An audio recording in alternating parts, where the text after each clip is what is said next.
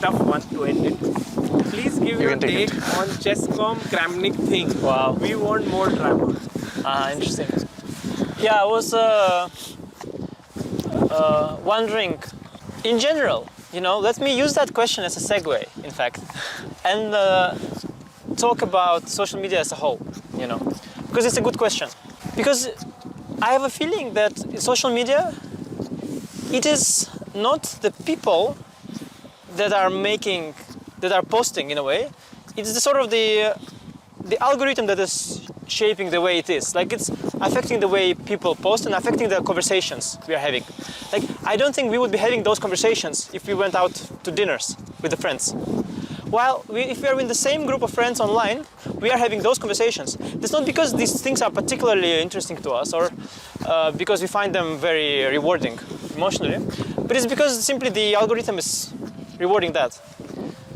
So even the fact that there is so much talk about this sort of drama online, it is a product of the way social media is fundamentally is with the algorithm. And I think this is I think it is wrong. Because one thing, like, okay, let's say there is something that you want to watch and read, yeah?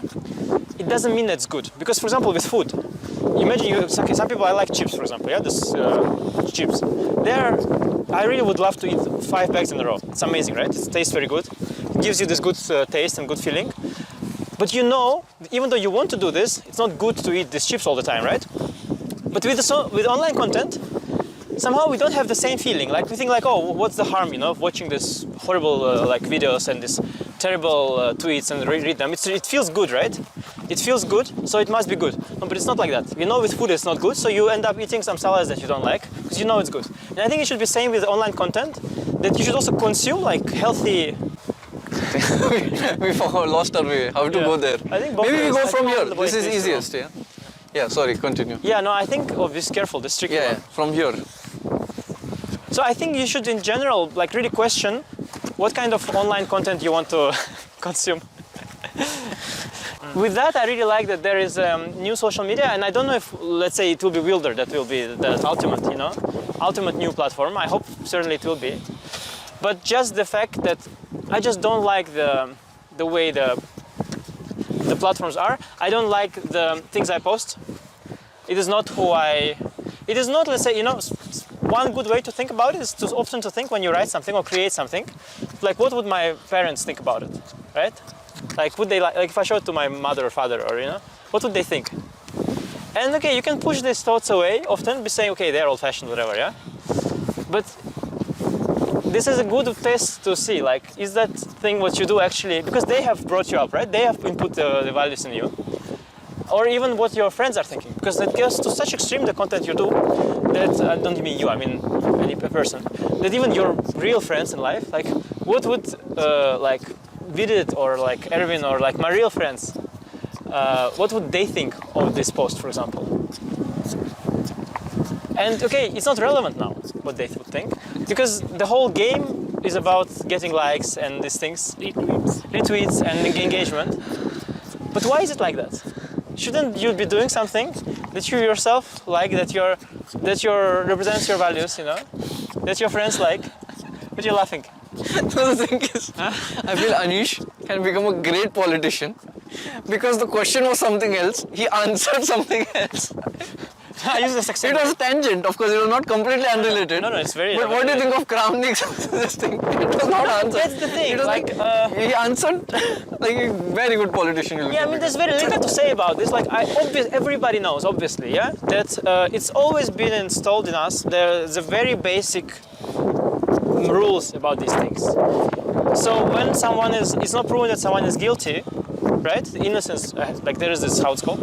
The presumption of innocence. You're guilty. Yes, innocent until guilty, presumption of innocence, and so on. So also imagine that there's like some child, yeah, even let's say, or a prodigy. He's 15 years old, yeah, let's say, I don't know, or 18 or 12, whatever. He's doing some great things.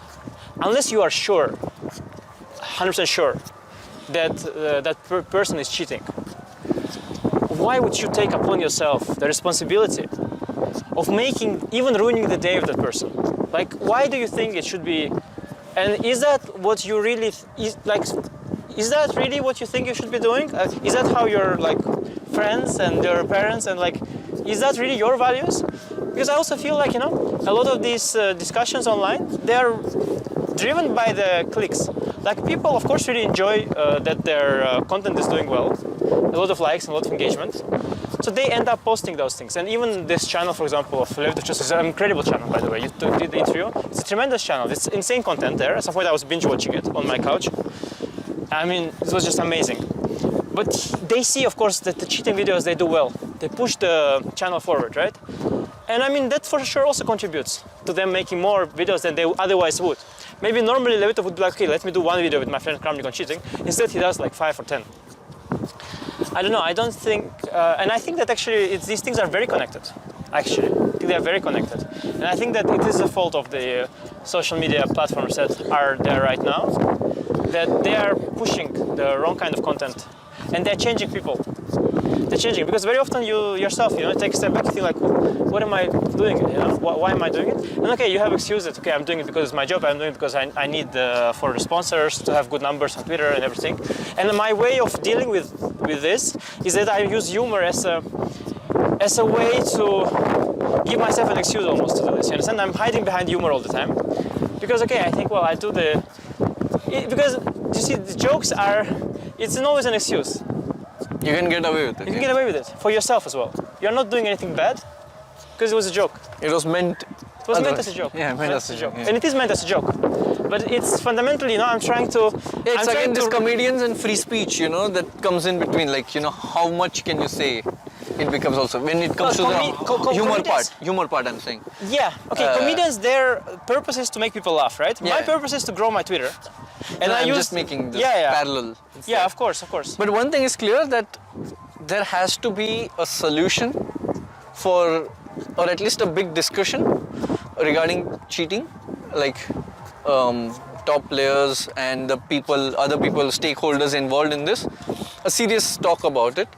And it has to be addressed because the solution to this would really stop, or at least make things better than what they are. Stopping, I don't know.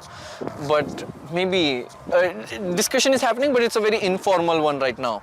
Yeah, like everybody's taking it on their own, but rather than like sitting down and like really doing it. It's not a productive discussion at all. It's not a discussion. It's not a productive. It's farming of likes. It's farming of likes and of hype, and it's not a productive discussion at all. The people are not interested. Many people have wrong motives. A lot of it is people protecting their own ego. You know, they've lost, and they use this as an excuse. Like, it's coming from the wrong place. The issue is always raised after the guy loses. It always starts with somebody losing. Every tweet, every anti-cheating talk always begins with the guy losing his game. After he loses his game, suddenly we have to talk about cheating. Yeah, but that's why I'm saying that this has to be addressed. No, but it has to be addressed now. No, well, before the tournament begins, I'm saying this. It has to be addressed. No, it will be only become an issue if you lose someone. You'll be like, oh, you know, this guy was a bit suspicious. No, but it's an issue. I'm saying in general that it has to be addressed in, like, you know, it is some an way. Issue. It is an issue, of course, but it is completely blown out of proportion right now. I think it is blown out of proportion. And over the board, there's just no evidence that any top event in recent history ever was any cheating involved. Like, there's no reason to think that. Absolutely no reason. Of course, online there have been few people that have admitted to cheating. That's the thing. Like, some people have admitted to cheating, so then you cannot say it doesn't happen because they literally said it. There's people who come forward saying I've cheated because they then get the back to chess.com.